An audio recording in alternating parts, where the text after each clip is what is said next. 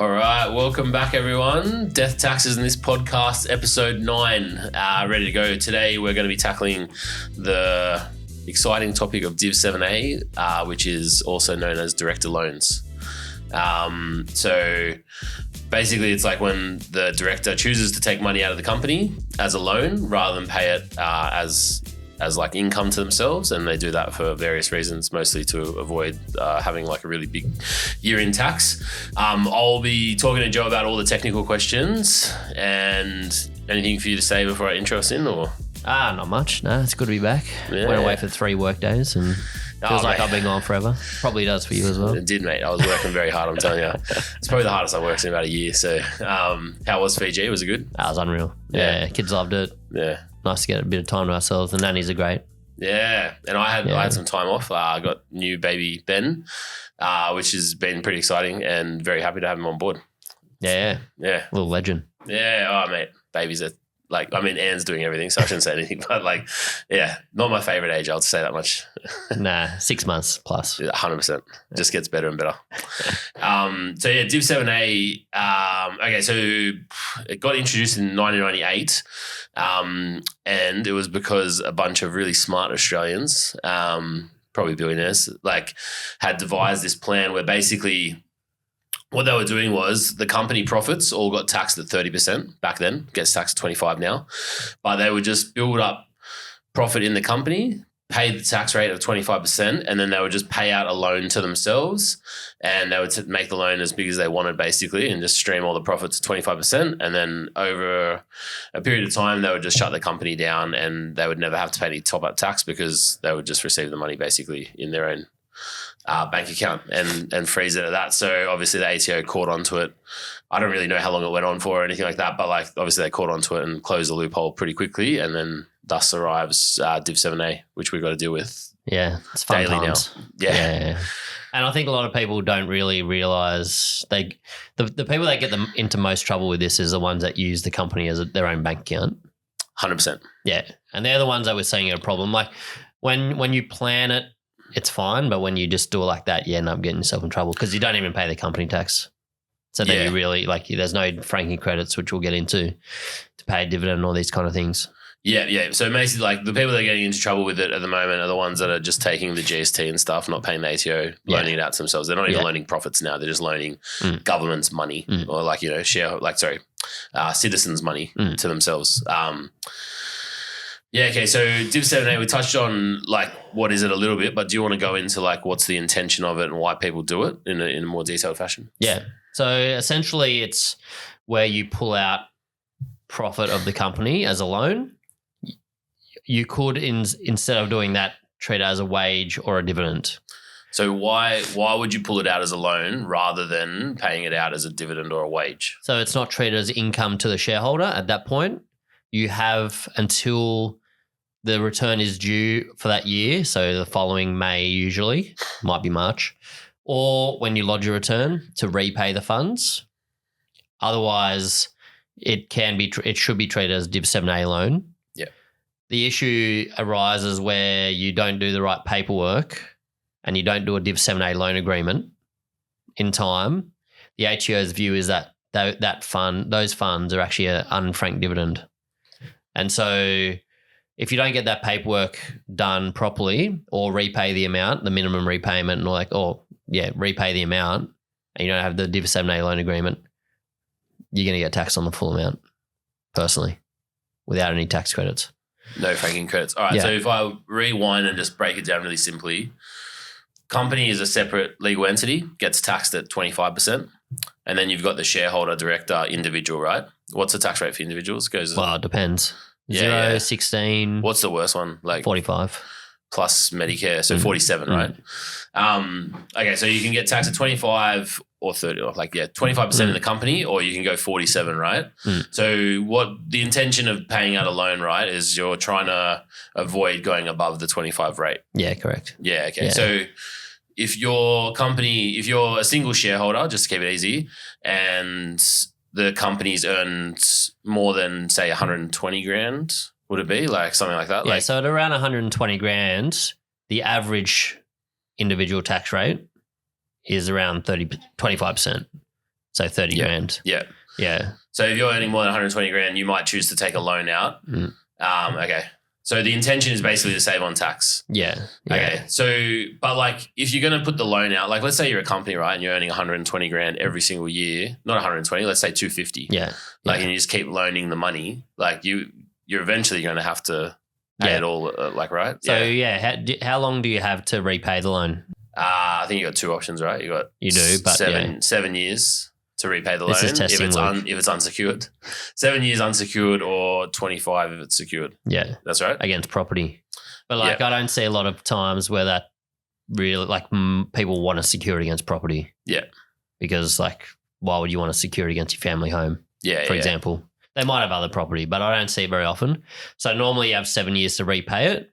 But I guess like my question really is like, what's the benefit of pushing it back a year if you're just earning more income that you're going to have to push back a year again? Yeah, well, it's that 1 year of timing and that's it. Okay, so like the only time there is a benefit of getting a Div 7A loan is if you're like not going to work the next year or you're coming up to retirement or something like that, right? Like, it's like you need to have a small income year to offset the large income year. Yeah, you can use it to your advantage timing wise. Like a lot of people at the moment, daycare fees are very high, for example. So you don't want to have high individual incomes when you got 2 or 3 kids in daycare. Yeah, it's brutal.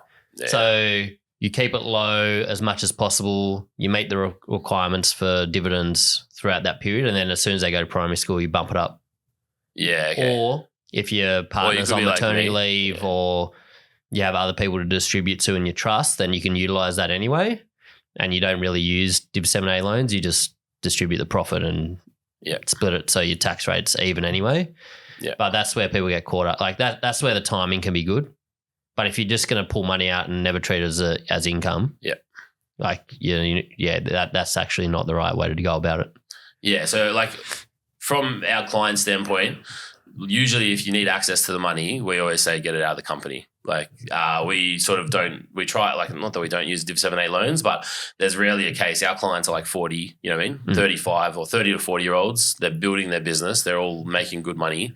And in the foreseeable future, there's not really a time that they're going to stop making money. So like each year we sort of try and avoid the Div 7A issue with them, right? Yeah. Which means that you pay a little bit more tax now, but you got access to the money and you can pay off your house or do whatever with it. So people got to remember with a Div 7A loan, it's actually a loan that you owe the company back. And so the company has to charge you interest. So you end up paying more tax in the company because you pay tax on that interest every year. Do you get franking credits when you pay the tax on the interest? Yeah. Okay. So it doesn't really, I mean, like I'm just working it out in my head, but like if I summarize it, there's like no real benefit in terms of the interest and stuff, unless there's going to be a year in the future where you were saying your wife's taking a year off, maybe you're taking a year off as parental leave.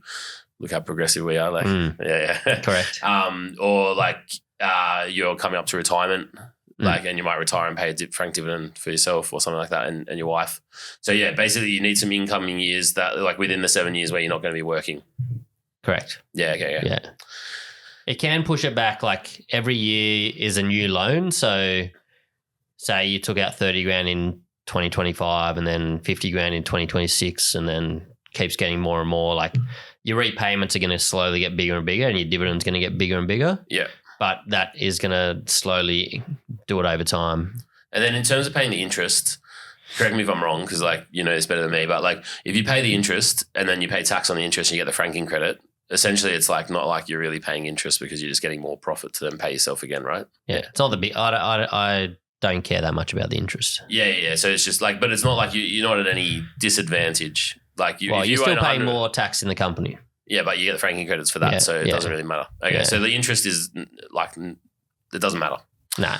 Not worth anyone worrying about. Okay, there you go. So it's basically just to try and stream profit. So you want to get cash early, but you want to stream the profit so that you're not taking too much out in one. That's when you'd use a Div 7A loan. So how do you qualify for it? Like, is there anything that the directors need to do this? Or yeah, so you have to have a Division 7A loan agreement. Have to, okay. Yep, in place. Yep.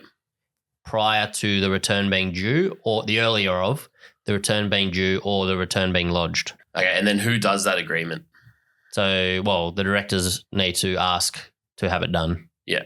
So the of the directors, accountant. like we would tell them, so when you come and get your taxes done with us, Yeah. and probably every other accountant, you rock up and then you're going to get, like the accountant will say to you, you need Div 7A agreement. They've got a little template. They do that. You sign it and then you're all good. Correct. Okay. Yeah. So going forward then, like how do they pay the loan back? And to be honest, this is like, I get this question from so many clients that they just like don't understand the accounting for us. So like you try it and then I'll try it in a different way just in case everyone gets it. Okay. Like how do you pay the loan back? Yeah. So there's really 3 ways to pay it back. One is you actually pay it back. You put the money back in the company. Okay. And you have over 7 years and there's a calculation on how much the minimum repayment is for that year. And if you actually put the money back in for that amount, then you meet your requirement. Or you declare a dividend for the minimum repayment. And so then that becomes income of the shareholder and then flows through to the end beneficiary if it's trust, etc. Or you treat it as a wage and you pay tax on withholding. Okay, so the only thing I'll add to that, just for everyone listening, is like stage 1, you actually pay the money back, so that pays it off. Stage 2 is the company would declare a dividend to you, so then the company owes you money. So then the 2 figures, you owe the company money, the company owes you money, they just strike each other off. So no cash is transferred. It's just an accounting entry. And then that's how it pays back. And then that works for 2 and 3. So it works for dividends and salaries. So you can declare a salary or whatever. But because the company owes you money for the salary and you owe it money for the loan, there's no cash transfer. You just pay it back that way. Yeah, I don't love the salary one. Yeah. Why is that? Just because like the cash was withdrawn earlier. Like it happens sometimes, but really should have been probably a salary in the previous year if you pulled the money out. Like we do it. Yeah, it does happen. Yeah. You don't want to be backdating that too much. Yeah, but say, would you just do it in the same year? So like say it's like the current year because you haven't lodged a return yet. When you go up to lodge a return, you might just clear the whole loan. Sometimes you have to put it in the previous period. Yeah, yeah. And there can be problems if the person doesn't actually pay the pay-as-you-go withholding, because then they're probably going to be more than 3 months late. They could get hit with a direct penalty notice. Yeah. I mean, sometimes that's the correct way to do it. Yeah. And they should just pay the pay-as-you-go withholding. Yeah. But yeah, it's not ideal. Yeah. So if someone has a Div 7A loan on the balance sheet, is there any repercussions for them with other organisations? Yeah. So I don't know anyone that likes it except for the shareholder. Basically, like if you're a builder and you're going for your home warranties insurance, and we just had this with a client, they don't include that as an asset. So even though it's an asset where you individually owe the company money, they just exclude it. And when you're going for extended, like a bigger home warranty insurance, or like, you know, you're doing bigger projects, they want to see cash in the bank and they don't include it as cash. So you won't get your insurance basically for them. If you end up in a liquidation thing, which we were talking about only a couple of podcasts ago, then the ATO also doesn't like it because you haven't paid tax on it. So they won't accept, anything from the creditor because they'll just come for you until you pay the loan back. So that's also not a good thing. And then similarly, if you're trying to borrow for the company, so if you're like an operating place and you're trying to borrow, they're not going to like it either. Obviously because they can't chase you personally. So it's going to limit your growth opportunities because you can't borrow any money. Yeah, perfect. Yeah. So basically Div 7A loans, they're good in some situations, but you can't cheat the system. You're still going to have to pay tax eventually. So they're good if you've got a couple of years coming up where you're not going to be working as hard or you're not going to earn as much money. That's the only time you'd really use them. Otherwise, clear it out as a dividend if there's franking credits. Yeah, absolutely. Yeah. Or you might even do it when there's no franking credits while you're waiting for the franking credits. Yeah. As long as they're in that year. But yeah, you're going to have to pay the tax eventually. And, those people that were living in the 90s, they got to live in the dreamtime. It's not as good for us now because the ATO is closing all the loopholes. So pay your taxes. Thanks. Thanks, mate. Cheers, mate.